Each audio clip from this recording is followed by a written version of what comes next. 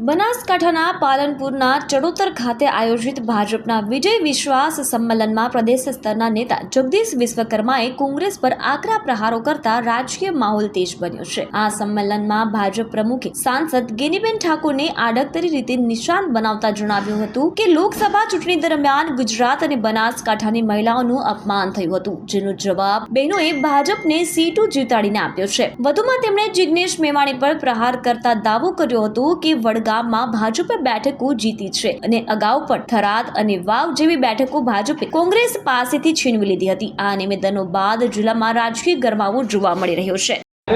કોંગ્રેસના બે નેતાઓ નહીં ભૂલી શકે આખા રાજ્યની અંદર જ્ઞાતિવાદ ફેલાવવાનું કામ કરતા આ કોંગ્રેસના બંને નેતાઓને આ બનાસકાંઠાની જનતાએ પાણી જો આપવાનું કામ કર્યું છે।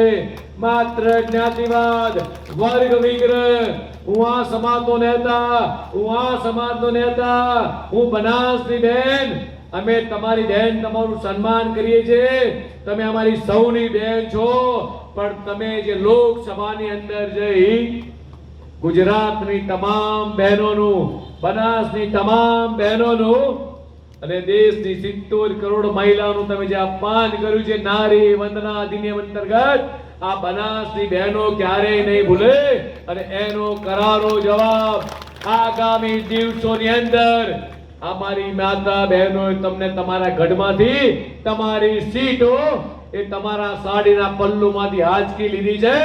મારે આવનારા દિવસોમાં મારી આ ગુજરાત ભારતીય જનતા પાર્ટીના તમામ કાર્યકર્તા, બનાસના મારા કાર્યકર્તાઓ, આ બંને કોંગ્રેસના નેતાઓ કાન ખોલીને જે સાંભળી લે, વડગામની અંદર પણ ભવ્યથી ભવ્ય વિજય થયો છે। એ જ રીતે વાવ થરાદની અંદર તમારા પોતાના ગઢમાં એ લોકસભા વખતે તમારી પોતાની વિધાનસભાની અંદર અમારા શશિકાંતભાઈ પ્રભારી હતા, એમણે તમારી સીટની અંદર ગાબડું પાડ્યું હતું। આ વખતે તમારા પોતાની સીટની અંદર આ ભારતીય જનતા પાર્ટીનો કાર્યકર્તા, બૂથનો કાર્યકર્તા એ તમારા સાડીના પલ્લુમાંથી બાંધેલી સીટો વાંચી અને ભગવો લહેરાઈને આવ્યો છે। નતમસ્તક વંદન કરવાનું મન થાય બીજો તમામ કાર્યકર્તાઓ।